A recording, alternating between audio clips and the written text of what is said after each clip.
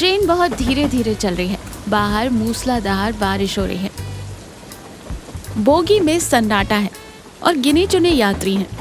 रज्जो खिड़की से बाहर देख रही है। समीर अपने लैपटॉप की स्क्रीन को घूरते हुए कीबोर्ड पर जोर जोर से उंगलियां मार रहा है और काकी शांति से माला जप रही है। समीर चिढ़कर अपने बाल नोचते हुए, यार हद होती है। एक तो एक खटारा ट्रेन, ऊपर से ये बारिश। मेरा 40 लाख का प्रोजेक्ट दांव पर लगा है और यहाँ इंटरनेट का एक डंडा तक नहीं आ रहा। बाप रे, ऐसी झमाझम बारिश तो मैंने मुंबई में कभी नहीं देखी। देखिए ना अंकल, मेरा मतलब है समीर जी, आज तो लग रहा है पूरा रामनगर ही बह जाएगा। कितना थ्रिलिंग है ना। थ्रिलिंग? आपको ये मजाक लग रहा है? मेरी जॉब जा सकती है। ये ट्रेन पहले ही 4 घंटे लेट है। अरे बेटा, थोड़ा शांत हो जा। ये तेरे लैपटॉप यहाँ काम नहीं आएंगे। ऊपर वाले का नेटवर्क जब चालू होता है ना, तो इंसान के बनाए सारे टावर पानी भरते हैं। चुपचाप बैठ जा। अचानक ट्रेन एक भयानक झटके के साथ रुक जाती है। सामान नीचे गिरता है। खिड़की से बाहर देखने पर पता चलता है कि ट्रेन नदी पर बने एक पुराने पुल के ठीक बीचों बीच रुक गई है। पानी का स्तर बहुत तेजी से बढ़ रहा है। क्या हुआ? ट्रेन यहाँ पुल के बीच में क्यों रुक गई? नीचे देखिए, नदी का पानी पटरियों को छूने वाला है। लगता है हमारे इंजन को प्यास लगी थी, सीधा नदी में ही मुंह डाल दिया। अब चुप कर जा छोरी, ये कोई सिनेमा नहीं चल रहा है। आफत सिर पर आ गई है। बचपन से देख रही हूँ इस नदी को। जब उफान पर आती है तो सब नील जाती है। तभी एक अनाउंसमेंट सुनाई देती है, यात्री कृपया ध्यान दें, आगे ट्रेन पूरी तरह पानी में डूब गया है। इंजन फेल हो गया है। रेस्क्यू टीम को सूचना दी गई है। कृपया अपनी जगह पर रहें और पैनिक ना करें। Rescue team? मतलब हम यहीं फंस गए। मेरे क्लाइंट्स मुझे जिंदा नहीं छोड़ेंगे। क्लाइंट्स का तो पता नहीं, पर मेरे पेट में जो चूहे दौड़ रहे हैं वो पक्का मुझे मार डालेंगे। सुबह से कुछ नहीं खाया। रात का समय, चारों तरफ गुप्त अंधेरा है। ट्रेन की लाइटें जा चुकी हैं। सिर्फ बाहर से बारिश की डरावनी आवाज और नदी के पानी के पुल से टकराने की तेज आवाज आ रही है। सब लोग अपनी अपनी सीटों पर सिकुड़ कर बैठे हैं। सर्दी और डर का माहौल है। काकी, मुझे बहुत डर लग रहा है। बाहर पानी की आवाज कितनी भयानक आ रही है ना। डर मत मेरी प्यारी बच्ची, मैंने अपनी जिंदगी में बहुत सी बरसातें देखी हैं। रात जितनी भी काली हो, सुबह जरूर होती है। कैसी सुबह काकी? पानी बढ़ता जा रहा है। मेरे पास मेरे बैग में लाखों का सामान है, महंगे गैजेट्स हैं, क्रेडिट कार्ड्स हैं, पर इस वक्त मैं एक बिस्कुट का पैकेट भी नहीं खरीद सकता। आज समझ आ रहा है कि ये सब कागज के टुकड़े हैं। सही कह रहे हो समीर, मुझे तो इस वक्त बस नुक्कड़ वाले वो पाव और कटिंग चाय की याद आ रही है। अगर भगवान ने बचा लिया ना, तो सबसे पहले 10 वड़ा पाव खाऊंगी। तुम शहर वालों की यही दिक्कत है, मुसीबत में भी चटपटा खाने की सोचती है। भगवान का नाम लो और सो जाओ, शरीर में थोड़ी ताकत बची रहेगी। कल क्या होगा किसी को नहीं पता। तीनों एक दूसरे के पास सट कर बैठ जाते हैं ताकि थोड़ी गर्मी मिल सके। समीर पहली बार अपने लैपटॉप की जगह इंसानी सहारे को महसूस करता है। ट्रेन अभी भी वही है। पानी का स्तर काफी बढ़ गया है और अब ट्रेन के पहियों के ऊपर तक पानी आ गया है। भूख और प्यास से सबके चेहरे मुरझाए हुए हैं और होठ सूख चुके हैं। 24 घंटे से ऊपर हो गया, कोई मदद नहीं आई। मेरा फोन भी डेड हो गया है। लगता है मेरा स्टार्टअप का सपना और मेरी जिंदगी दोनों यहीं इस पुराने पुल पर खत्म हो जाएंगे। मेरे पेट के चूहे तो कल रात ही मर गए समीर। अब तो उनके भूत मुझे डरा रहे हैं। मुझे तो चक्कर ही आ रहा है। तभी बारिश की धुंध के बीच से दूर से एक छोटी सी नाव आती दिखाई देती है। नाव में एक आदमी खड़ा है। उसके सिर पर एक बहुत बड़ी प्लास्टिक से ढकी हुई टोकरी है। वो अपनी नाव लेकर पुल के पिलर की तरफ आ जाता है। अरे उधर देखो, मदद आ गई, कोई आ रहा है नाव लेकर। समीर अचानक खड़े होकर कहता है, थैंक गॉड, फाइनली शायद एनडीआरएफ की टीम ने हमें लोकेट कर लिया है। नाव पुल के एकदम करीब आ जाती है। वो है बबन, रामनगर का मशहूर समोसे वाला। उसने पीला रेनकोट पहना हुआ है और चेहरे पर एक बड़ी सी बेफिक्र मुस्कान है। ओ गर्मा गर्म समोसे, करारे और चटपटे समोसे, बाढ़ स्पेशल समोसे, मौत को मात देने वाले समोसे। ये क्या है? रेस्क्यू टीम की जगह ये समोसे वाला कहाँ से आ गया? अरे ये तो अपना बबन है। जग जग जियो मेरे लाल, तू इस आफत में यहाँ कैसे पहुँच गया? नमस्ते काकी। राम राम शहरी बाबू। गांव से देखा कि ट्रेन पुल पर फंसी है। मैं समझ गया कि सरकारी मदद आने में तो बाबूजी हफ्ते लग जाएंगे। मैंने सोचा मुसाफिर भूखे होंगे, इसलिए अपनी भट्टी जलाई और सीधा गर्मा गर्म समोसे लेकर हाजिर हो गया। बबन भैया, तुम इंसान नहीं, साक्षात भगवान हो। जल्दी दो, मेरे पेट में तो तीसरा विश्व युद्ध शुरू हो चुका है। तुम पागल हो गए हो क्या? ये कोई मजाक है? हम यहाँ मौत के मुंह में लटके हैं। पानी कभी भी ट्रेन को बहा ले जाएगा और तुम यहाँ समोसे बेच रहे हो। तुम्हारे पास नाव है, हमें यहाँ से निकालकर जमीन पर ले चलो।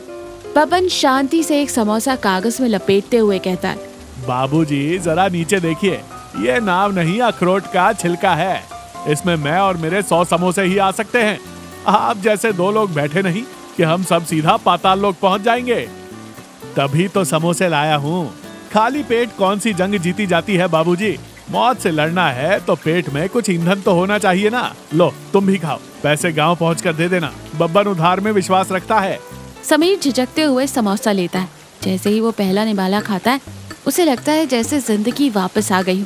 समोसों की महक और गर्मी से बोगी का डरावना माहौल थोड़ी देर के लिए बदल जाता है। आहा, बब्बन भैया, तुम्हारे समोसों में तो जादू है। कसम से 5 स्टार होटल का खाना फेल है इसके आगे। बहुत टेस्टी है, शुक्रिया। पर बब्बन, इससे हमारी मुसीबत तो खत्म नहीं होगी। पानी बढ़ रहा है। हिम्मत मत हारो बाबूजी, समोसा खाया है ना, अब दिमाग चलेगा। मैं चलता हूँ, और भी बोगियां हैं आगे। राम जी भली करेंगे। बबन अपनी नाव लेकर आगे बढ़ जाता है। दूसरी रात हो चुकी है। नदी का पानी अब बोगी के अंदर आ गया है। घुटनों तक पानी भर चुका है। समीर, रज्जो और काकी ट्रेन की सबसे ऊपरी बर्थ पर सिकुड़ कर बैठे। हालत बहुत नाजुक है। समीर बहुत ज्यादा भावुक हो गया है। पता है काकी, मैंने पिछले 2 महीने से अपनी माँ से ठीक से बात भी नहीं की।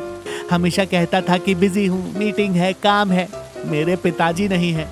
अगर आज मुझे कुछ हो गया तो मेरी माँ बिल्कुल अकेली रह जाएगी। मैंने कितनी बड़ी गलती की। ये सारा पैसा, ये नौकरी, सब बेकार है। चुप कर पगले, रोते नहीं। माँ की दुआओं में इतनी ताकत होती है कि वो यमराज का भी रास्ता रोक लेती है। तूने गलती की, पर अब समझ गया ना। जब यहाँ से सही सलामत घर जाएगा तो अपनी माँ को गले लगाना और खूब समय बिताना उनके साथ। समीर, हम शहर की भागदौड़ में इतने अंधे हो जाते कि अपनों को ही भूल जाते। मैं भी तो कल घर वालों से बहस करके निकली थी। मुझे लग रहा था कि मैं बहुत मॉडर्न हूँ और वो पिछड़े हुए, पर आज समझ आ रहा है मुसीबत में सिर्फ परिवार और इंसानियत ही काम आती है। जैसे उस बाबा ने हमारी मदद की बिना किसी स्वार्थ के। हाँ रज्जो, कल से मैं सिर्फ अपनी जान बचाने की सोच रहा था, पर आज जब बब्बन ने मुझे अपने हाथ से वो समोसा दिया, मुझे लगा जैसे इंसानियत अभी जिंदा है। अगर मैं बचा तो एक बेहतर इंसान बनूंगा। रात गहरी हो जाती है। पानी की आवाज के बीच अब एक अजीब सी शांति है। तीनों ने एक दूसरे में एक नया परिवार ढूंढ लिया है। दोपहर का समय, हालात बहुत खराब हो चुके हैं। पानी बोगी के अंदर छाती तक आ गया है। रज्जो, समीर और काकी बहुत मुश्किल से ट्रेन की छत पर चढ़े हैं। बारिश हल्की हो गई है, लेकिन पानी का बहाव बहुत तेज है। सब थक चुके हैं और अब उन्होंने उम्मीद भी छोड़ दी है। ये शायद हमारा आखिरी दिन है काकी। मुझे नहीं लगता कि अब हमें कोई बचाने आएगा। मेरे राम जी पर भरोसा रख बेटा, वो कभी अपने बच्चों को बीच मझधार में नहीं छोड़ता। कोई ना कोई रास्ता जरूर निकलेगा।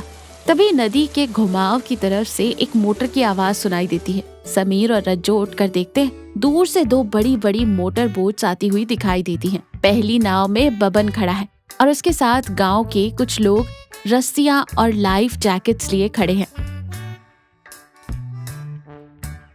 समीर काकी, देखो, हमारा बबन भाई वापस आ गया और इस बार पूरी फौज लेकर आया है। नावें ट्रेन के पास पहुंचती हैं। गांव वाले रस्सियां फेंकते हैं। और बहुत सावधानी से एक एक करके सबको नाव में उतारना शुरू करते हैं। समीर सबसे पहले काकी को सहारा देकर नाव में बिठाता है, फिर रज्जो को और फिर अंत में खुद बैठता है। बबन मुस्कुराते हुए समीर का हाथ पकड़कर उसे नाव में खींचता है। कहिए बाबूजी, मैंने कहा था ना कि समोसा खाने से दिमाग चलता है और हिम्मत आती है। समीर बबन को देखकर कसकर गले लगाता है। बब्बन मेरे भाई, तुमने सच में हमें बचा लिया। तुम मेरे लिए किसी फरिश्ते से कम नहीं हो। मुझे माफ कर दो। कल मैंने तुम्हारी नियत पर शक किया और तुम पर गुस्सा किया।